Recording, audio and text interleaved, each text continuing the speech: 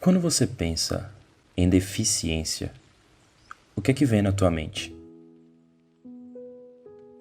Imagino que na maioria das pessoas, o pensamento de deficiência se apresenta com a imagem de uma pessoa deficiente. Mas o quão deficientes são os ambientes que frequentamos? O significado da palavra deficiência é insuficiência ou ausência de funcionamento de um órgão. Sendo o espaço de construção e contribuição social, o quão deficiente a Universidade Federal da Bahia é em ser acessível. Ninguém sabe tudo. Ninguém consegue tudo. Isso é humanamente impossível. Mas será que somos humanos o suficiente para pensar que a falta de algo na vida de alguém pode tornar a vida dela ainda mais difícil? E é com base nessas observações e reflexões que realizamos nossa pesquisa para falar da acessibilidade e a invisibilidade em que vivem essas pessoas aqui na UFBA.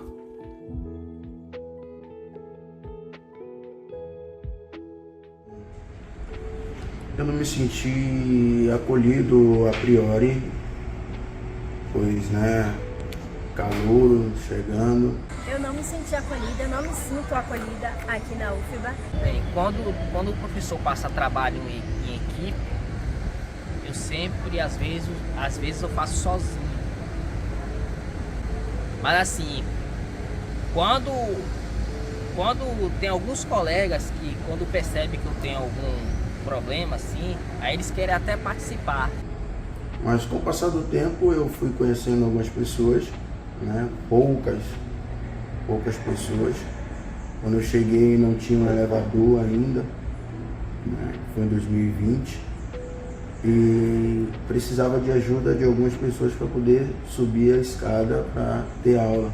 A UFBA é o meu primeiro contato que eu tenho numa universidade, em uma faculdade, em uma graduação também, minha primeira graduação.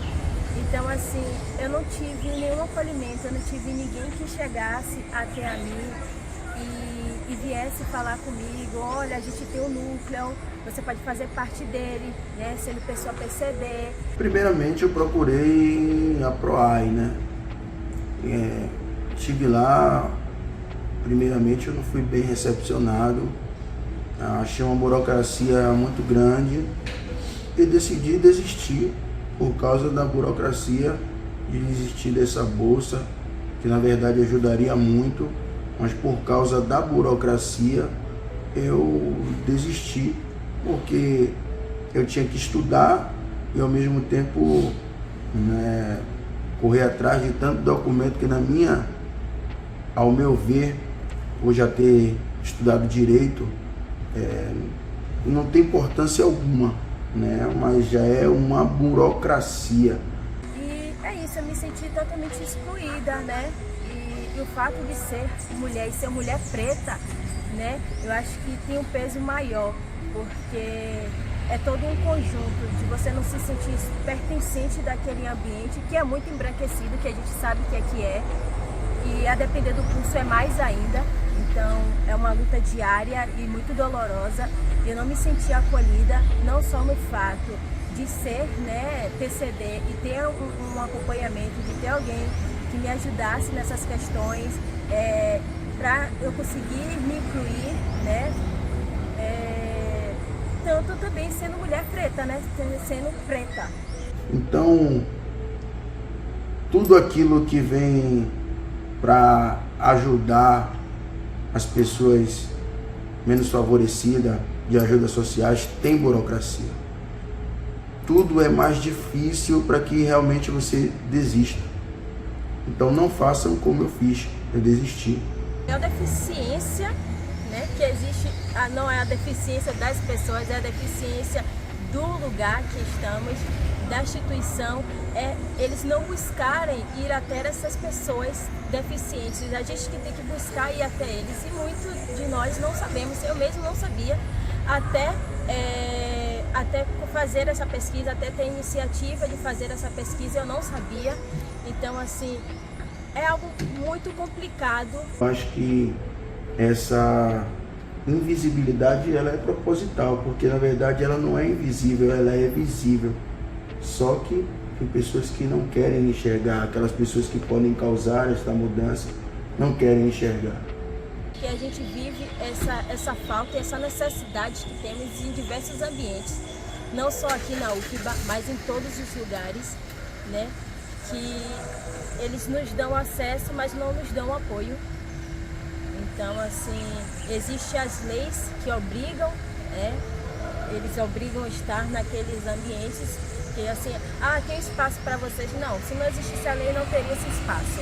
E na visão geral da entrada da UFBA até aqui, na minha visão, deveria haver uma pavimentação ou até uma faixa, tipo uma ciclovia, que fosse para pessoas que tivessem, né, mobilidade reduzida, andassem de cadeira de roda, mas na verdade não tem, é um calçamento que está totalmente degradado, muitos buracos, até quem está na cadeira de roda corre risco de cair, quem anda de muleta corre risco de cair, quem anda com andador corre o risco de cair, entendeu? Então eu acho que essa invisibilidade ela é proposital.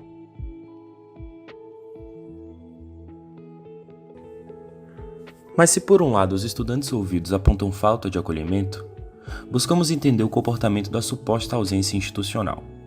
Identificamos o NAP, Núcleo de Apoio à Inclusão do Aluno com Necessidades Especiais. Criado em 2008, o NAP está sob a tutela do PROAI, Pró-Reitoria de Ações Afirmativas. A página do núcleo não dispõe de informações sobre a quantidade de estudantes PCD, nem sobre quais as ações em curso de amparo aos discentes. Recorremos, então, ao portal da transparência do governo federal, para entender como a UFBA atende a comunidade PCD. Os recursos federais são utilizados pela UFBA no escopo do projeto Incluir, que foi criado em 2005 pelo Ministério da Educação e visa o fomento às práticas de acessibilidade no ensino superior, com a consolidação de núcleos, que é o caso da NAP, que, aspas, garantam a integração de pessoas com deficiência à vida acadêmica, eliminando barreiras comportamentais, pedagógicas, arquitetônicas e de comunicação.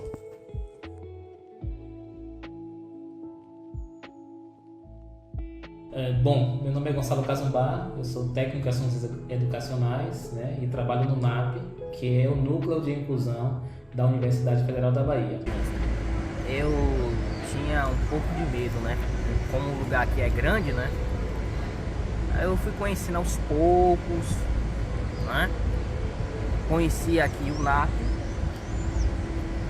Aí o NAP está me ajudando.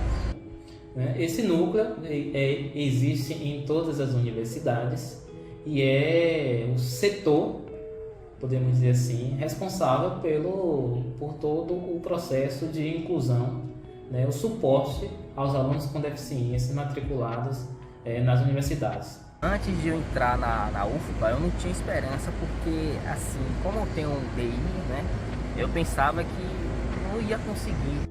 Nesse caso específico, o NAP dá suporte aos alunos matriculados tanto na graduação quanto na pós-graduação, né? Esse núcleo foi criado em 2008 e hoje está subordinado à PROAI, né? Que é a Pró-Reitoria de Ações Afirmativas e Assistência Estudantil.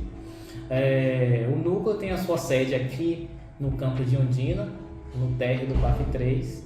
Atualmente nós temos 17 servidores, né?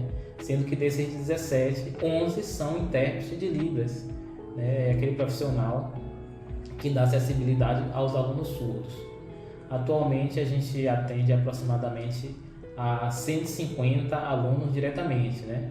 Mas a gente sabe que esse número, né, de alunos com deficiência ele é subnotificado na universidade. A gente sabe que existem mais alunos com deficiência e que por vários motivos não recebem o atendimento do NAP, né? Seja porque eles não precisam desse suporte, seja porque a universidade ainda não consegue fazer o levantamento mais eficaz desses alunos.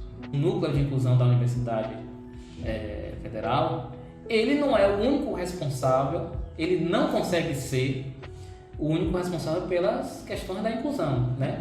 A inclusão é um tema transversal que precisa ser tratado por todas as instâncias, por toda a comunidade acadêmica. Contato com todos os professores, todos os alunos que a gente atende.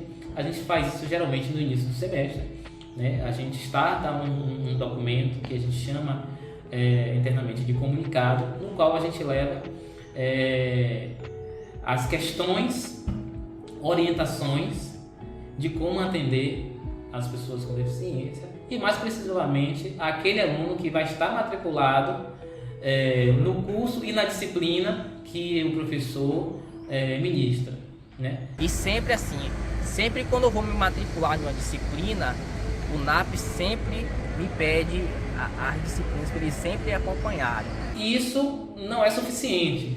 Além de a gente encaminhar um comunicado, a gente precisa, durante o semestre, fazer reuniões com os professores, né, para resolver as questões, as demandas específicas de cada estudante. Também vou dizer uma coisa, o NAP não é só um lugar para pessoas só com problema com TI como eu. É também para pessoas cegas, que têm baixa visão.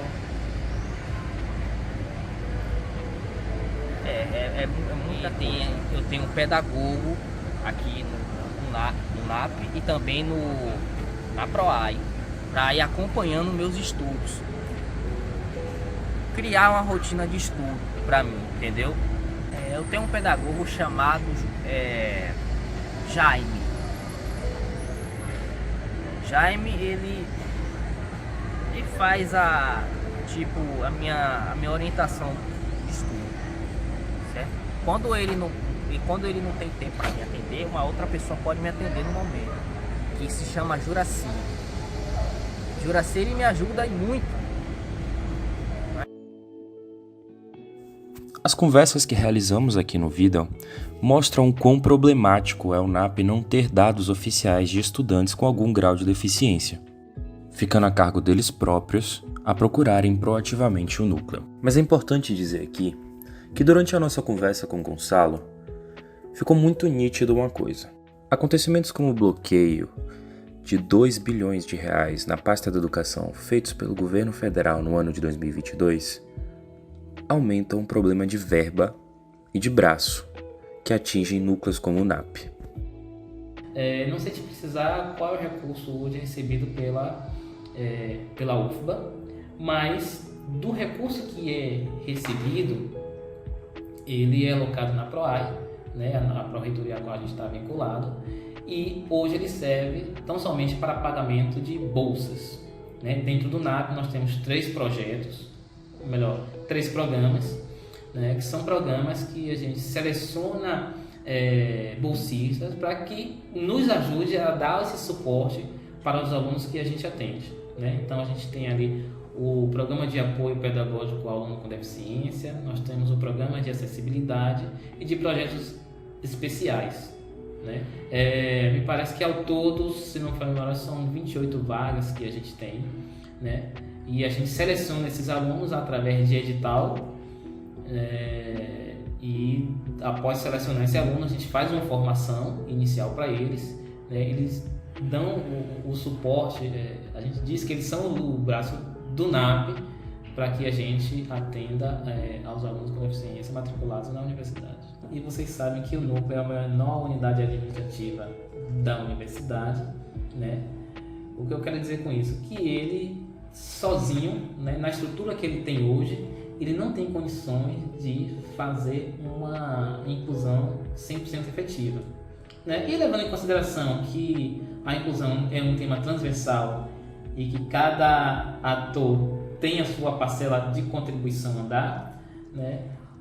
A mensagem que eu deixo para vocês, alunos, para os professores, os técnicos que porventura estiverem me assistindo, é que nos ajudem a realmente fazer a universidade mais inclusiva, né? E projetos como esse de vocês é muito importante para que a gente divulgue o NAP, divulgue essa questão que é tão necessária de a gente discutir. Vista a pesquisa, a invisibilidade e acessibilidade dos PCDs na UFBA, percebemos que as políticas de permanência na universidade ainda são uma barreira para PCDs, desde a arquitetura urbanística e o transporte público, até o acesso e a locomoção dentro da universidade. São dificuldades encontradas pelas pessoas com deficiência. São diferentes realidades, diferentes contextos que devem ser levados em consideração.